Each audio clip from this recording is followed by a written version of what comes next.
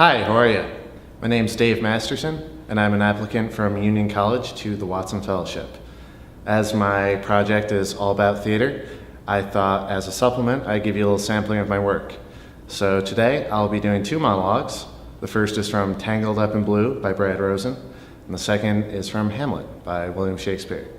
Thank you so much for taking the time to review this, and I hope you enjoy it.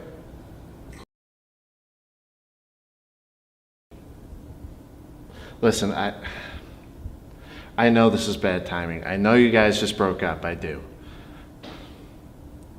But for as long as I've known you, you've always been in a relationship. You always have, always.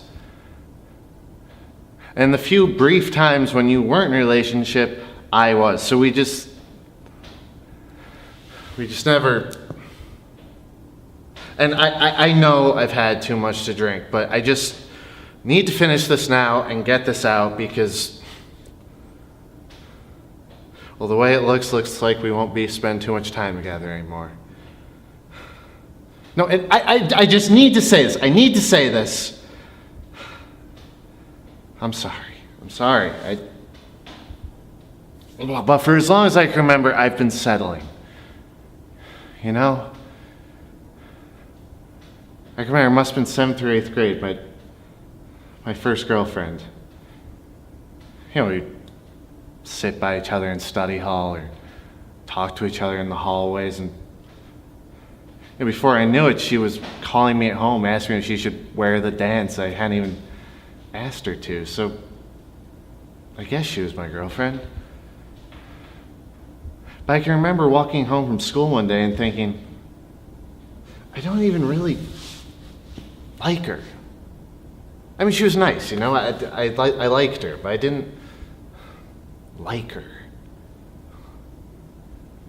And I can remember even then in junior high thinking, what if I never meet anyone else? What if no one else ever wants to go out with me? Because believe me, the offers weren't pouring in any better than they are now. And I never thought I'd meet anyone else, and then I met you. I mean, a few years later, but do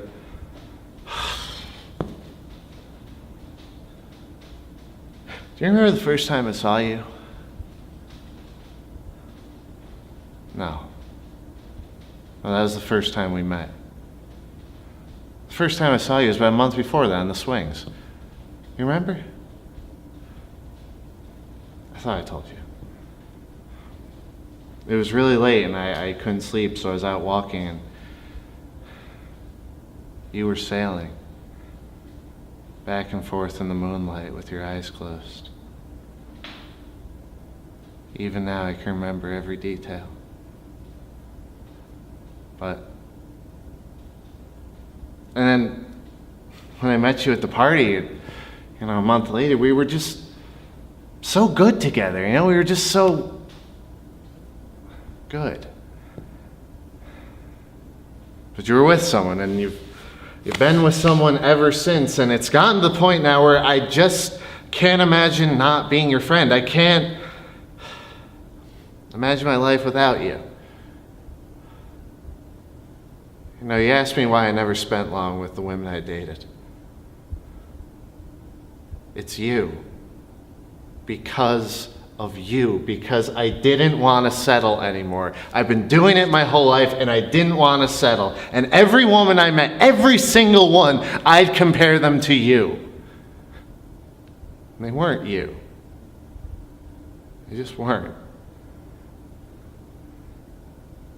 And I promised not to settle until I knew one way or the other.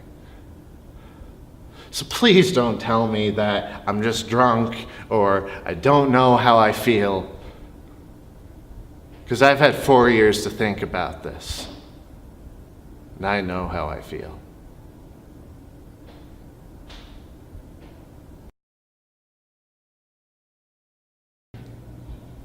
Oh, vengeance! Why, what an ass am I! Oh, this is most brave, that I, the son of a dear father murdered, prompted my revenge by heaven and hell, must like a very whore unpack my heart with words and fall a-cursing like a very drab, a scullion. Fie upon it, foe about my brain!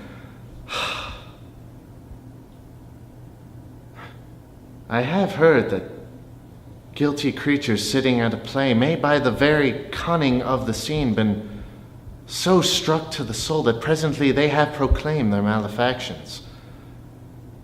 For murder, though it have no tongue, will speak with most miraculous organ. I'll have these players play something like the murder of my father before mine uncle. I'll observe his looks, I'll tempt him to the quick. If he do blench, I know my course. The spirit I have seen may be the devil. The devil hath power to assume a pleasing shape, yea, and perhaps out of my weakness and my melancholy, as he is potent with such spirits, abuses me to damn me. I'll have grounds more relative than this.